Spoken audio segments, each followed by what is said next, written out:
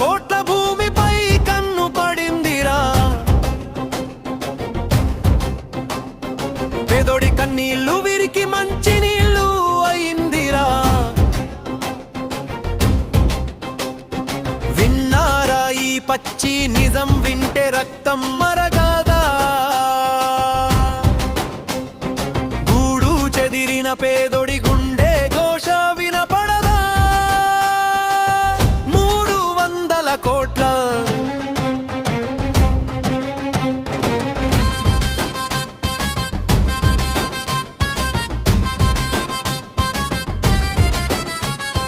కాలికి బలపం కట్టుకు తిరిగి వినోబా భావే పంచిన భూమి.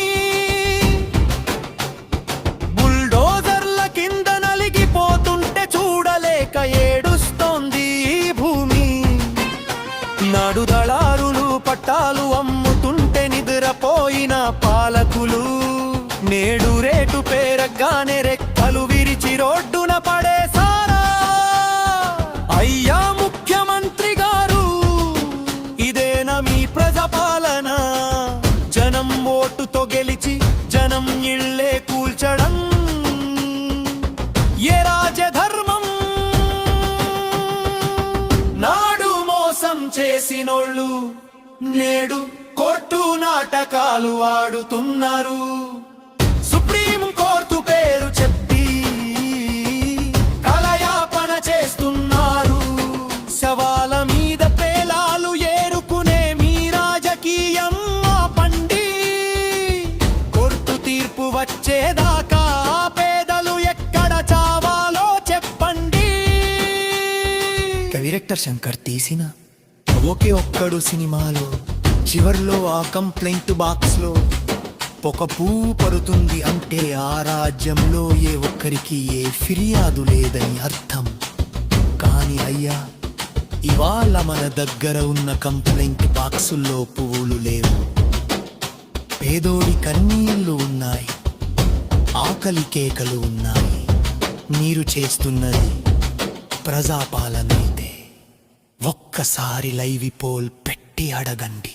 ఈ బుల్డోజర్ల ధాటికి ఇల్లు కోల్పోయిన ఆ పేదలే మీకు సమాధానం చెప్తారు.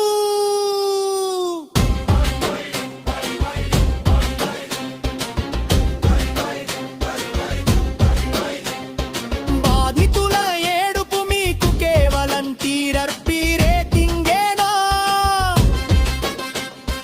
అధికారుల చుక్క పట్టుకుని నిలదీసేదమ్ము మీ కలంలో లేదా?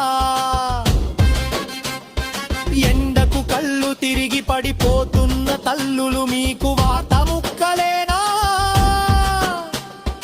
మీడియా మిత్రులారా, మీ వృత్తికి మీరు ఇచ్చే గౌరవం ఇదేనా? రాజకీయ నాయకులు గెంటేస్తే రాజ్యాంగం హక్కున చేర్చుకుంది. పాలకులకు లేని కనికరం అంబేద్కర్ భవనం చూపించింది. చీకటిలో ఉన్న సమానుడికి అలా ఆ రాజ్యాంగమే అతని దిక్కు. మమ్మల్ని బతికించేది ఆ చట్టమే, ఈ కపట నాయకులు కాదు. ముగింపు నినాదం.